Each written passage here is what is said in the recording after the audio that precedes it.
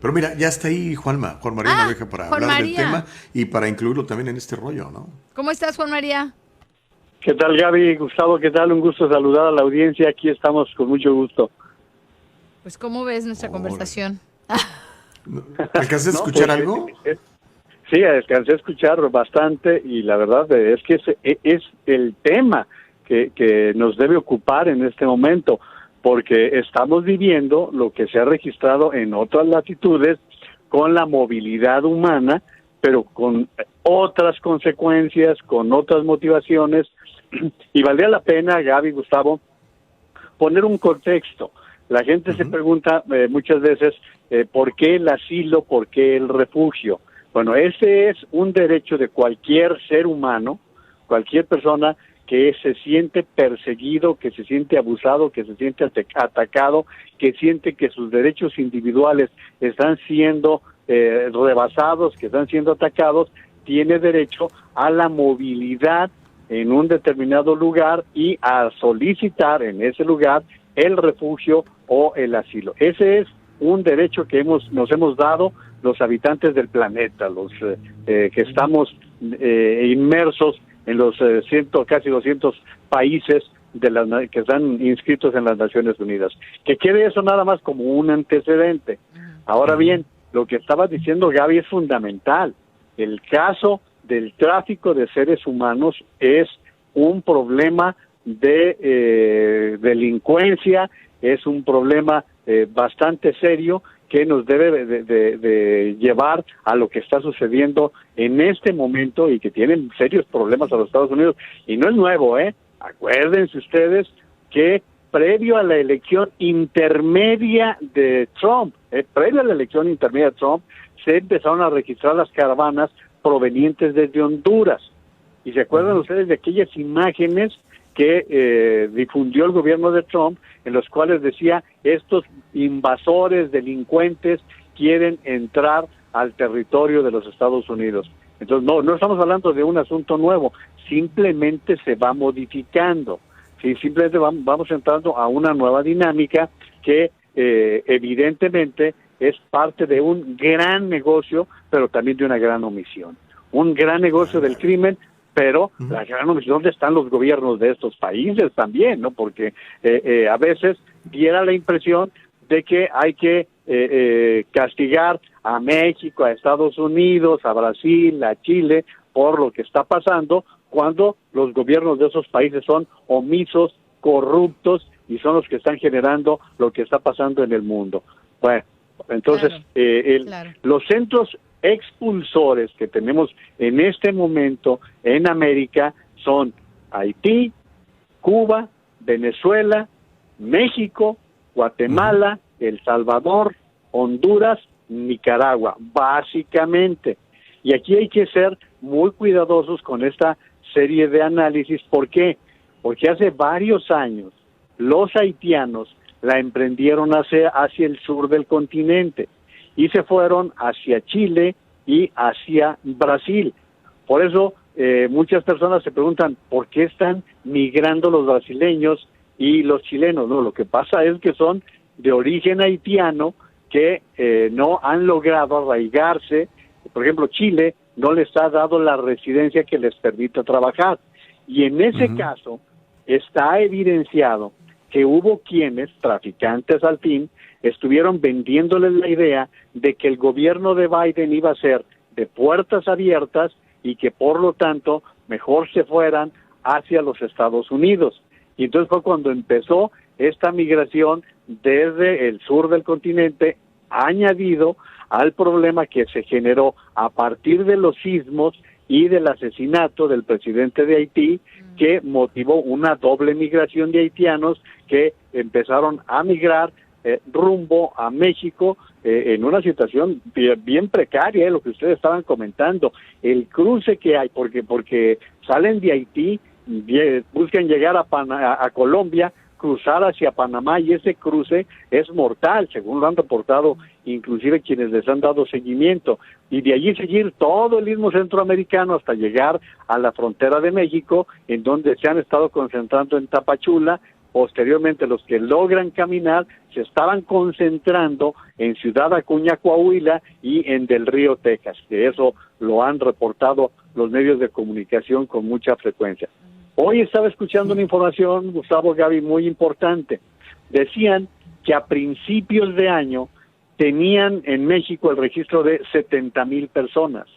Al último recuento hay un cálculo de 200,000 personas que están registradas, olvídense de los que no se han registrado, que van con coyotes, que van avanzando por su propia cuenta y que no están en ese registro, porque finalmente lo que ellos quieren es entrar a Estados Unidos. La mayoría no busca quedarse en México. México ya es la última opción, como lo que estamos viendo con quienes estaban en Del Río, Texas, y que al ver que corrían el riesgo de ser deportados a Haití, dijeron, preferimos irnos a México y quedarnos allí a buscar alguna oportunidad a que nos regresen al punto de origen, tomando en cuenta que se estaban fletando 3 vuelos cada día para estar movilizando. Llegaron a hablar hasta más de 15,000 haitianos, únicamente haitianos. Y en el caso de esta cifra que les estoy diciendo, no nos concentremos nada más en esta parte, porque lo que señalaban es que el 30% de esos que se están registrando son mexicanos, porque hay mexicanos que también están huyendo de la violencia, que también están huyendo de la inseguridad y de la crisis económica que se está agravando también en México. Un 40% son centroamericanos y el resto de diferentes países.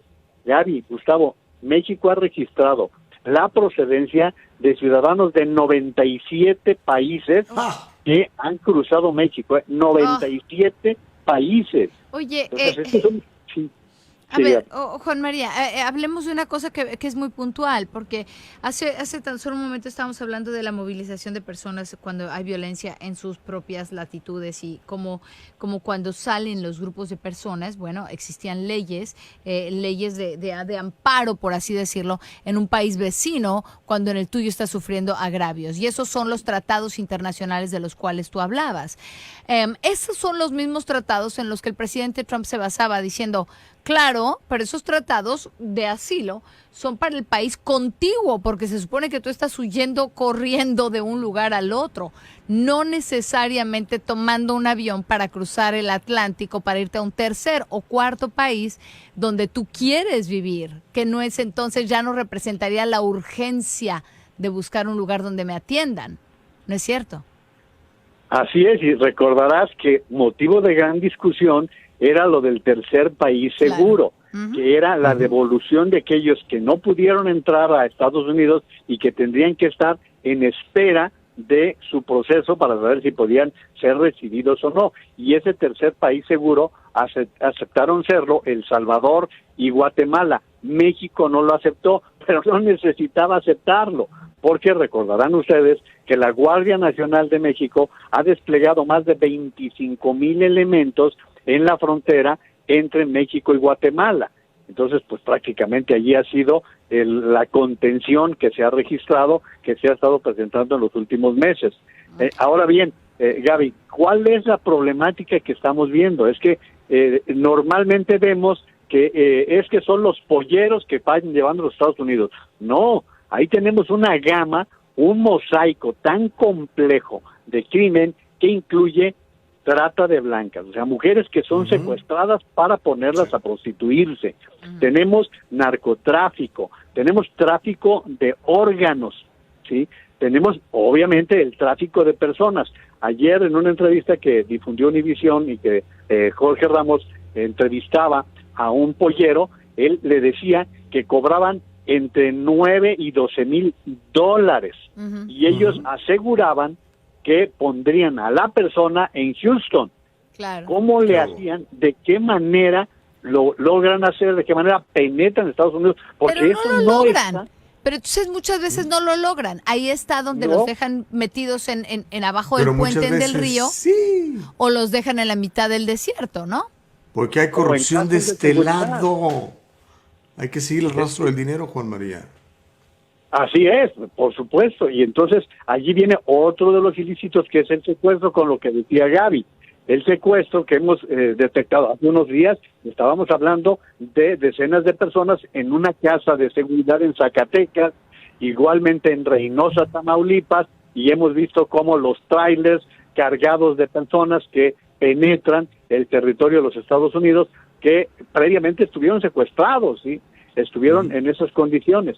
Ahora bien, luego viene el tráfico de niños. ¿Cuántos niños no acompañados están llegando? Y que allí está el Acuerdo Flores, está también la propia ley estadounidense con respecto al tratamiento de niños que llegan solos, menores de edad. O sea, es de verdad un cóctel tan complicado, tan complejo, que pues nos ha tenido en esta crisis humanitaria que se ha venido agravando. Ya. Fíjate, vi un video ahorita que mencionas los niños y era de un periodista de estos independientes que tienen sus posts y tal en redes sociales, y hablaba con este señor y el señor aseguraba que los niños que tenía ahí con él eran sus hijos, pero los muchachitos se veían drogados, adormilados, y no parecían, no se parecían a este señor que decía que era su papá. Ay, me dio tanta preocupación eso, porque ya ves cómo desaparecen niños también. Sí, mano, es horrible. Es horrible. Es que este es un caso, y no es nuevo, Gustavo. Tenemos más de 30 años de hablar de los niños que llegan no acompañados. Bueno, en alguna intervención hacíamos la referencia de la película de Derbez, que no se filmó nada más porque se le ocurriese el guión al productor o al escritor. Fue por la realidad que representaba los niños que van buscando a su madre, a su padre, porque cuántos estamos viendo que son mamás que están en Estados Unidos trabajando de manera a veces indocumentada, sí, a veces ya con documentos, pero que dejaron al niño en su país. Y ¿sabes qué, Juan María? Hay que notar otra vez que desde hace muchos años se sabía que antes de lo que deja el trasiego, el paso de las drogas, había ese tráfico de humanos que era mucho más lucrativo que incluso el tráfico de drogas. No sé cómo esté ahorita, pero que podemos investigarlo y regresamos en tan solo un momento. Tenemos que dar una pausa, Juan María. Regresamos aquí a Tu Voz en Los Ángeles, ¿ok? Y que la gente llame. Sí. Que la gente llame. Estamos hablando, de hecho vamos a empezar a hablar apenas de estos casos de violencia sexual contra las mujeres, particularmente las migrantes en el área de Tijuana, San Diego, mi querida Gaby. No son nuevos, ¿no? ¿Y estamos hablando de agresiones sexuales o estamos hablando de femicidios, Juan María? Sí, pues bueno, este tema es particularmente sensible en este momento, Gaby, Gustavo, porque ayer se difundió un informe del Secretariado Ejecutivo, es el organismo del Estado mexicano encargado de estar consignando las cifras, y agosto fue el mes de mayor número de feminicidios en la historia de México desde que se tiene cuenta. Aquí se llega a calcular que en México entre 10 y 14 mujeres son asesinadas todos los días. Y el mes de agosto no solamente fue el de mayor número de feminicidios, sino que también fue el mayor número de casos de violencia intrafamiliar.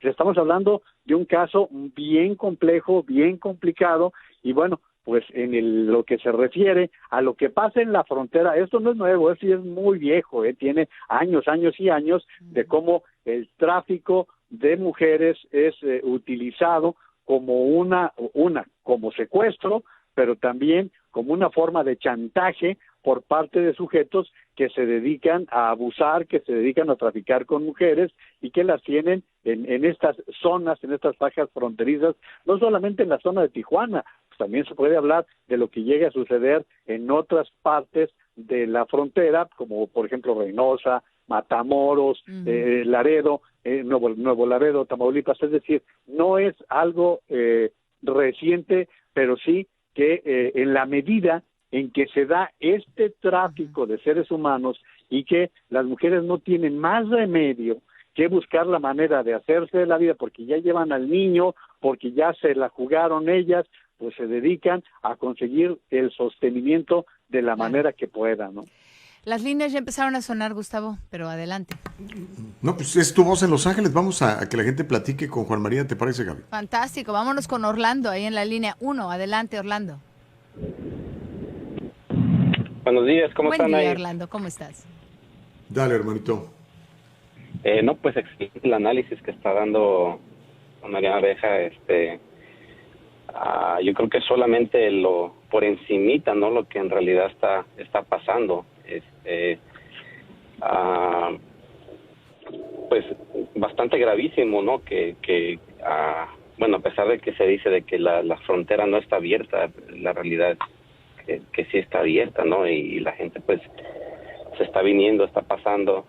Y hay muchos más problemas, ¿verdad? De lo que está hablando también. No se les, por ejemplo, no se les hacen pruebas de COVID a la gente que entra. No se les pone la vacuna, no se les está obligando a ponerse la vacuna.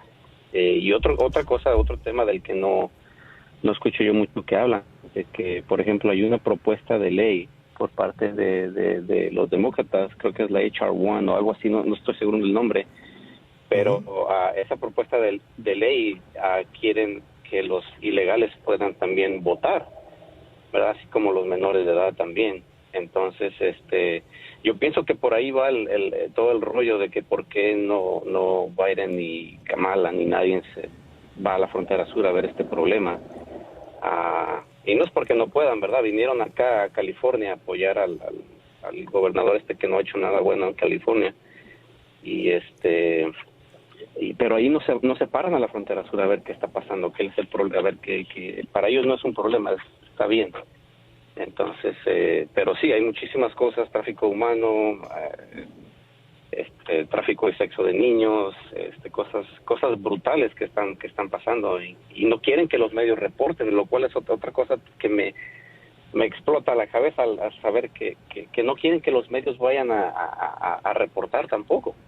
Pero obviamente hay algo fuerte pasando atrás de la administración actual que tenemos y realmente pues es el estado profundo, ¿no? del cual no bueno, lo ponen como teorías de conspiración, ¿verdad? La falta de periodismo ahora son teorías de conspiración, pero es la realidad.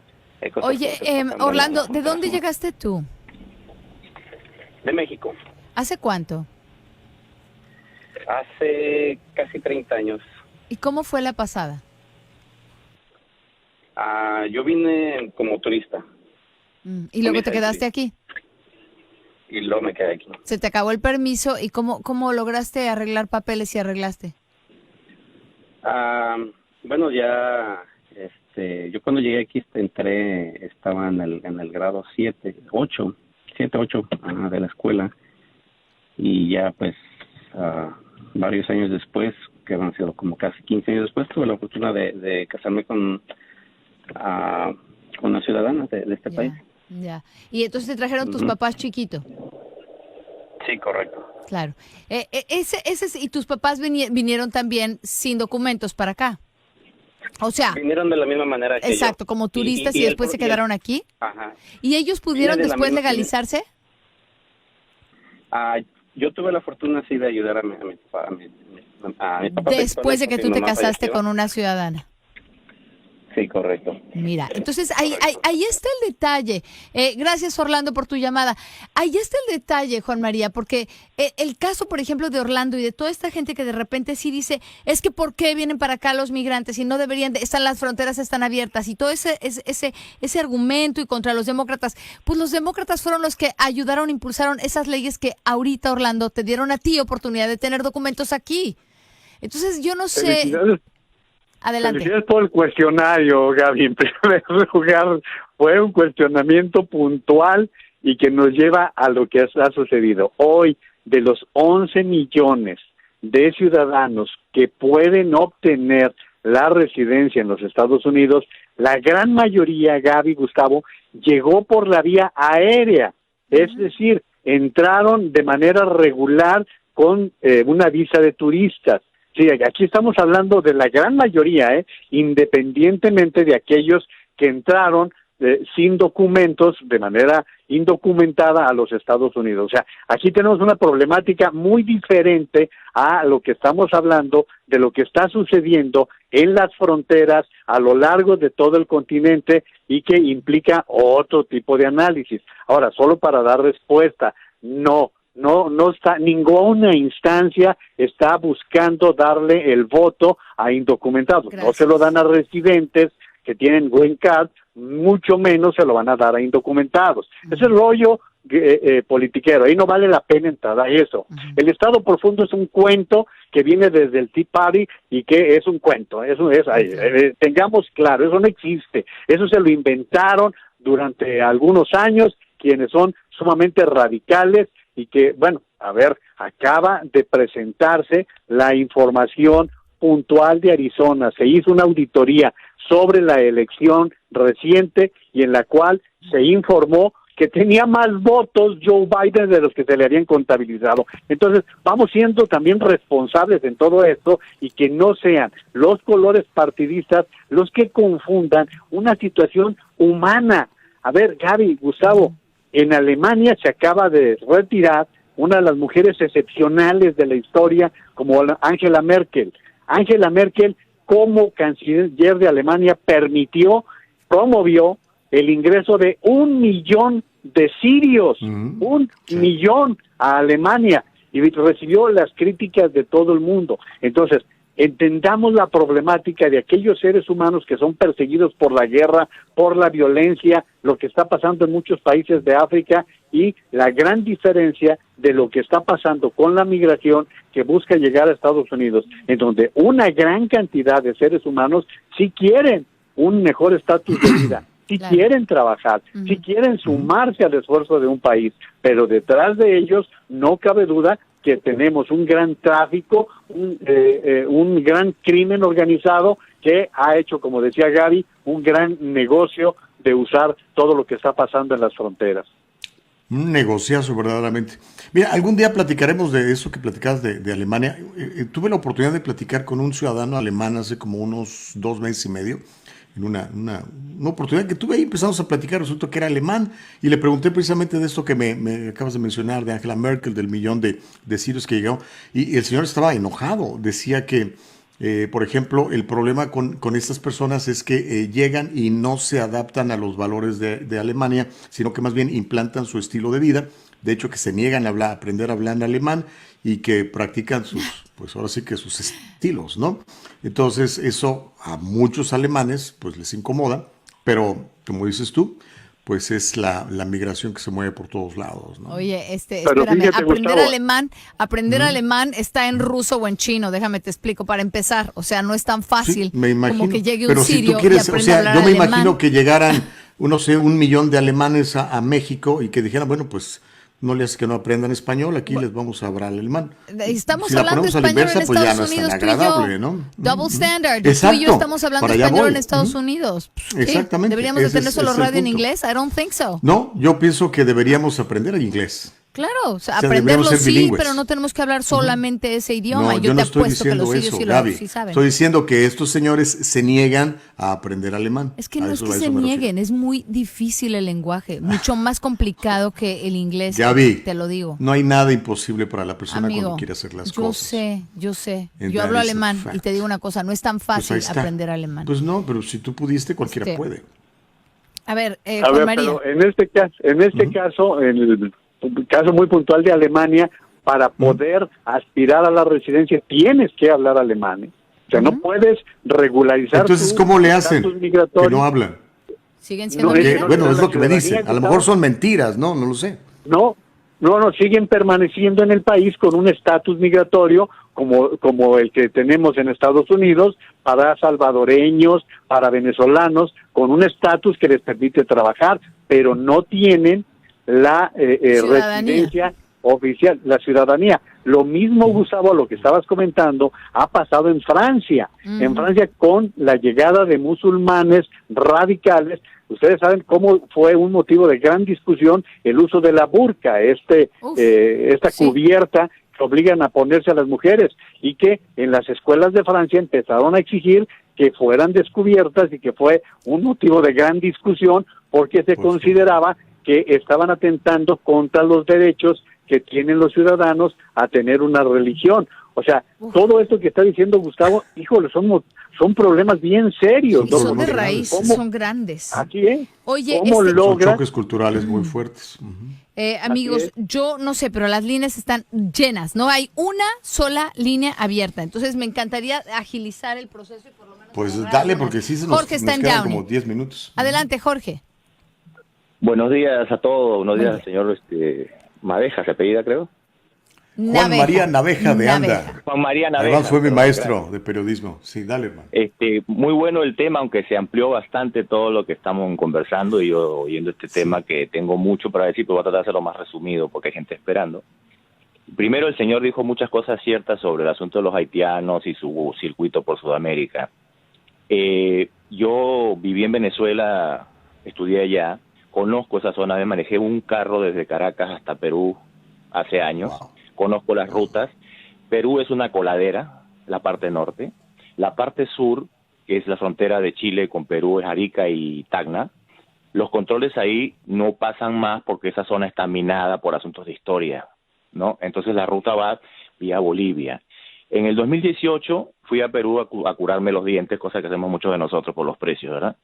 Y me di cuenta que habían 49,000 venezolanos hablaban en esa época, inmigrantes. Hay una diferencia entre inmigrantes y desplazados, ¿no es cierto? Los inmigrantes escogieron ir a Perú, les gustó el país y se sintieron cómodos. Bienvenidos los venezolanos. Los quiero un montón más en agradecimiento que viví muchos años felices en ese país. Al año siguiente volví a ir y habían problemas políticos en el Perú. Abrieron la frontera. Habían 1.200.000 venezolanos que entraron sin filtro, lo que hacía su país en la época en la que ellos recibían al resto de nosotros, incluyéndome a mí. Te pedían visa, carta policial, etcétera. Entonces en Venezuela se organizaron bien en esos años. Ahora, llegas a Perú y empiezo a ver televisión que Brasil estaba regresando haitianos por la frontera con el Amazonas. Y yo decía, ¿pero por qué los mandan para acá? Tomando en cuenta en el mapa dónde queda Haití y dónde queda el Perú. Resulta que los señores haitianos entraron a Brasil por el Perú. Entonces Brasil con todo derecho los regresaron. Y como ya no pueden pasar por Chile, se van vía Bolivia. Y el otro día un señor chileno en la radio dijo que estaban entrando por la frontera boliviana-chilena. O sea, hay una mafia enorme, hay un circuito grande, que esto no es noticia nueva, que los asiáticos llegan a Perú y de Perú terminan en Tijuana. Y de Tijuana entran para acá. Esto no es primera vez que alguien lo dice. Y el señor lo dijo ahora. Entonces, la diferencia de venir a este país u otro, porque uno escoge venir al país que a uno le gusta y le dan entrada, se llama migración.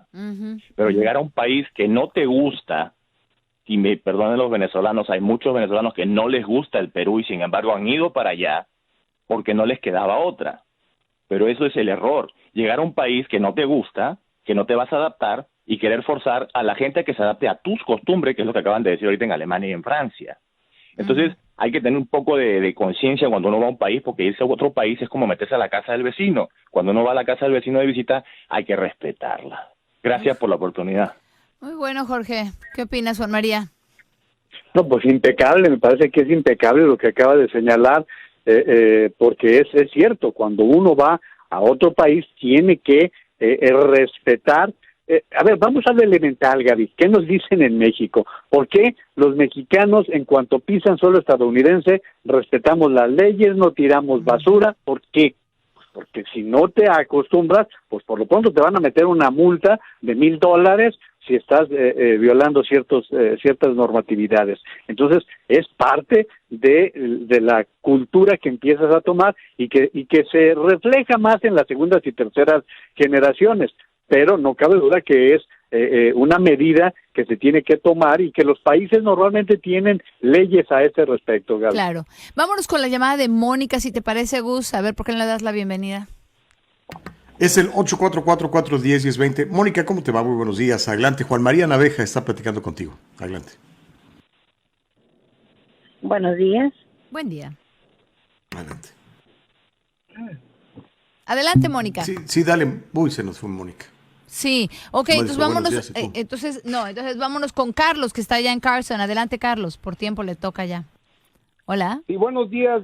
Brevemente, miren, esta mafia del que el señor hablaba son los élites mundiales que crean las situaciones propicias en todo el mundo, guerras, narcotráfico, colapsos económicos, para que luego la gente salga desfavorecida de estos países y se migren en todos los países del mundo, y lo que está causando es la integración cultural y genética de todas estas naciones, que al final va a llevar al colapso de las fronteras, porque ya estando todos culturalmente y genéticamente integrados, no va a haber razón. Los élites van a decir que no hay razón ya para tener fronteras, y eso va a llevar entonces al gobierno mundial que ellos van a controlar. Pero el aspecto genético es muy importante y no se habla de eso.